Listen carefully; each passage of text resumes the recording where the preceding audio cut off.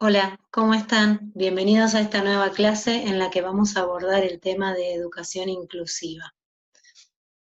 Antes de comenzar a transitar los contenidos, les voy a pedir que busquen una hoja, una lapicera y que activen la memoria. La actividad consiste en registrar, hacer una lista, escribir, quizás un cuadro, en el cual puedan poner todas aquellas dificultades de acceso a los aprendizajes que ustedes recuerden, perciban o puedan ahora identificar. Ustedes han transitado ya la escolaridad de nivel inicial, primaria, secundaria y ahora superior. Supongo que tendrán un montón de momentos o de recuerdos de aquellas situaciones, contenidos, clases específicas en las que ustedes ahora se dan cuenta que no todos podían acceder. Los invito entonces a pausar el video y hacer el registro, así podemos continuar transitando los contenidos.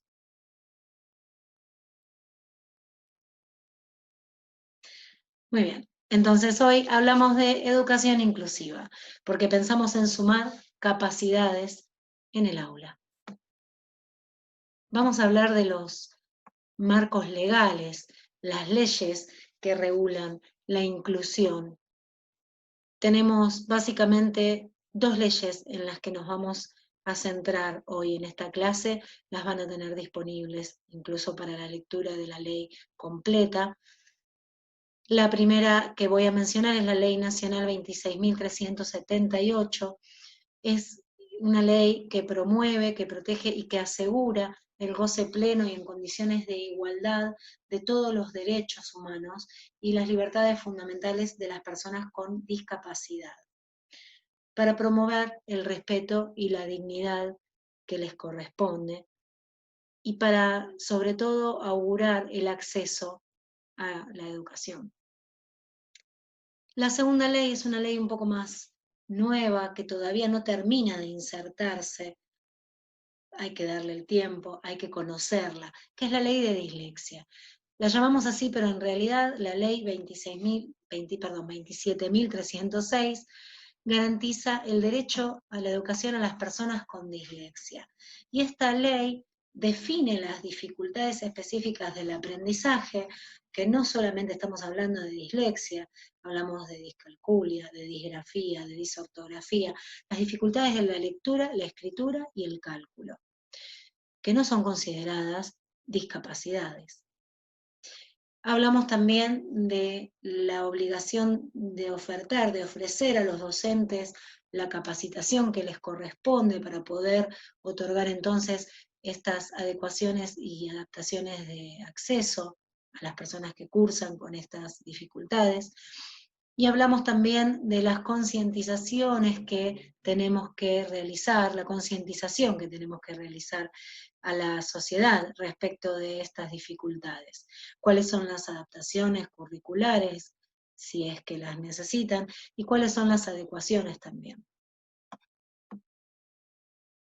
También nos vamos a centrar en el artículo 3 de la Convención de los Derechos de las Personas con Discapacidad, presente en la ONU. En la declaración de esta convención podemos ver, podemos leer el respeto por la dignidad inherente a toda persona, la no discriminación, la participación y la inclusión plena respecto de el actuar en una sociedad, en la escuela común, por ejemplo, el respeto por la diferencia y la aceptación de las personas con discapacidad, la igualdad de oportunidades, la accesibilidad, la igualdad entre el hombre y la mujer.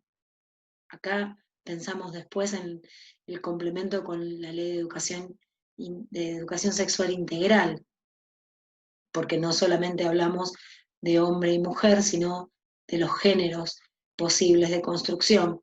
Pero bueno, solo para que lo recuerden y lo tengan presente a futuro.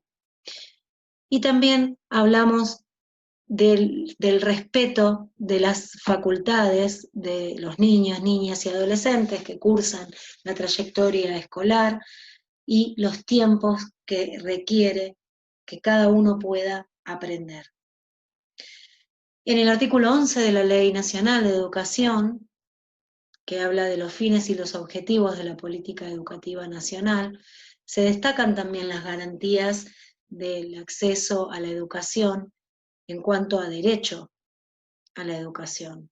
Se auguran las condiciones de igualdad, el respeto por la diversidad y la garantía de este respeto en el ámbito educativo.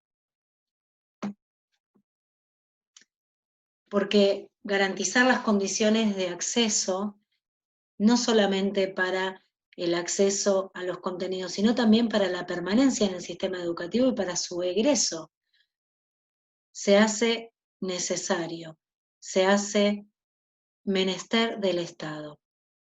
El Estado es quien debe augurar la participación, además, democrática de las familias, de los docentes, de los estudiantes, de todos los niveles de educación. Hablamos fuertemente de la participación de la familia, en tanto la construcción social de la inclusión y de la actividad docente respecto de las adaptaciones y las adecuaciones que permitan el ingreso y el egreso exitoso de una persona con discapacidad del sistema educativo. Entonces, hablamos de una educación inclusiva, que no solo piensa en las discapacidades o en las dificultades específicas del aprendizaje, sino que también habla de minimizar las barreras de acceso. Las barreras de acceso las pensamos como estas dificultades que ustedes habrán enlistado, que no permiten que todos puedan acceder del mismo modo. Entonces hablamos de la inclusión como un conjunto de procesos que se orienta a minimizar estas barreras, estos impedimentos, estas dificultades. Las pensamos como estructuras y elementos de un sistema educativo que tenemos que organizar. Entonces hablamos de una educación inclusiva ligada también a la no discriminación, no solamente de las personas que puedan presentar dificultades o discapacidades, también aquellas personas que presentan una situación particular, que pertenecen quizás a pueblos originarios y su lenguaje no es el mismo que circula en las aulas, quizás aquellas adolescentes que cursan con un embarazo. Entonces, el Estado, como garante del derecho a la educación, debe encargarse de ofrecer una educación de calidad para todos y todas las personas que transitan el sistema educativo. Para eso deberá mejorar las condiciones de ingreso, de acceso, de tránsito, deberá establecer los mecanismos de seguimientos para poder corroborar que estas adecuaciones, estas adaptaciones de las cuales vamos a hablar ahora, se lleven a cabo, sean efectivas o puedan quizás contemplar y ser contempladas en un posible cambio, adecuándose a cada situación particular.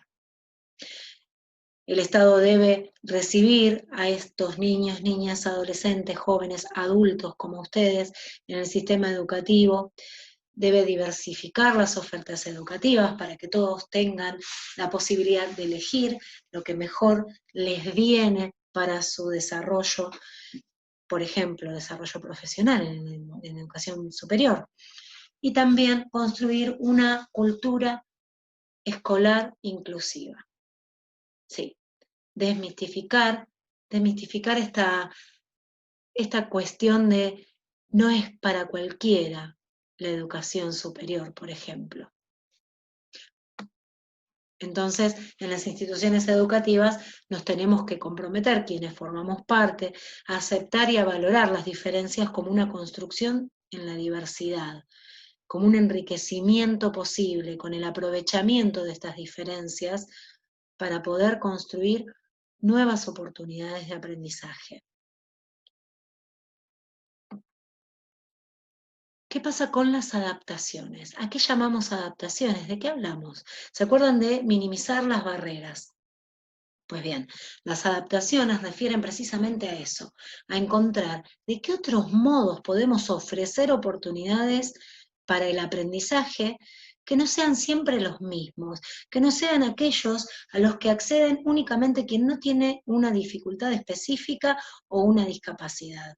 ¿Qué pasa con el mobiliario del aula? ¿Qué pasa con la manera en que presento el contenido? ¿Qué pasa con aquellos que no logran leer, que se les dificulta copiar? ¿Es solamente a través de los escritos que yo tengo que presentar los contenidos?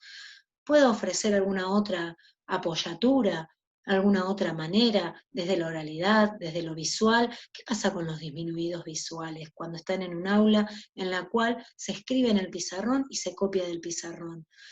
¿Qué otras herramientas puedo poner en juego? Ahí es donde pensamos en las adaptaciones. Las adaptaciones tienen que ver con modificar las estrategias con las que uno ofrece el contenido en la enseñanza.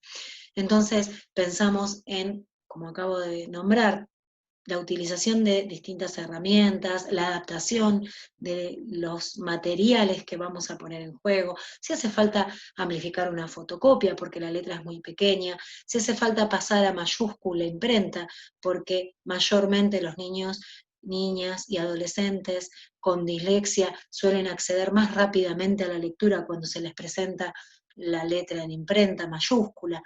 Tiene que ver con, de repente, hacer un pequeño señalamiento en el margen o en el lugar de la hoja de aquel niño que no puede identificar cuál es el renglón en el que debe copiar. Tiene que ver con ofrecer grillas numéricas a la hora de resolver situaciones problemáticas en matemática porque no pueden recordar las tablas de memoria. Tiene que ver con anticipar el vocabulario nuevo, novedoso, que vamos a abordar para que no se detenga quizás aquel desatento en una palabra que le suena rara y se pierda luego del contexto y del resto de los contenidos que presentamos. Sí, tiene que ver con todo eso. Entonces, las adecuaciones curriculares de acceso nos van a permitir ofrecer no solo las cuestiones materiales, prácticas del momento de la puesta en ejecución, sino también aquellos cambios del currículo que no beneficia o que no le permite, que se convierte en una barrera, en un obstáculo para aquella persona con dificultad o con discapacidad o con alguna situación particular. 3 tipos de adecuaciones curriculares. Adecuaciones no significativas, cuando se produce solamente un pequeño cambio, un pequeño ajuste, quizás desde lo metodológico, quizás desde la manera de evaluar, pero que no es significativo, no es importante, no es tan diferente. Entonces, bueno, no es significativo, pero cuando la dificultad o la discapacidad o la situación específica requiere de un cambio mayor, hacemos estas adecuaciones curriculares significativas. De los contenidos del currículo tenemos que tener en cuenta cuáles son aquellos a los que no accederá aún, para hacer foco en aquellos que sí accederá para después poder intentar el puente. Estas son las adecuaciones curriculares significativas. Pero también puede suceder que aún habiendo hecho las adecuaciones no significativas y las significativas, no les podamos otorgar el acceso que necesitan estas personas. Entonces, ahí es donde pensamos en la atención individualizada, en los procesos del apoyo a la integración, por ejemplo, el famoso MAI, maestro integrador, la persona que necesita de esta atención, esta adecuación curricular individual, específica para su acceso, porque queremos que todos accedan en la educación, en la escuela común, en la institución común, pero cada uno con la atención a sus necesidades específicas. Como siempre, esta cátedra parte de la premisa: todos pueden aprender. Solamente tenemos que ofrecer el modo correcto o propicio o el mejor modo de enseñar. Ahora bien, con toda esta trayectoria escolar que ustedes tienen, con todas estas observaciones que hicieron al principio y ahora también con los contenidos, les voy a pedir que si hicieron un cuadro de doble entrada o si hicieron una lista, posicionen al lado de estas dificultades que enlistaron, ¿qué se les ocurre ofrecer? Por ejemplo, si alguien percibió que el pizarrón puede estar muy lejos y quizás alguien con disminución visual no ve, ¿de qué manera podríamos ofrecer entonces una adaptación para que esa persona acceda a lo que está en el pizarrón? O quizás no usando el pizarrón. Digo, ¿cómo se les ocurre que podemos propiciar el acceso al contenido, a la situación de aprendizaje, a estas personas en las que ustedes pensaron cuando enlistaron las dificultades?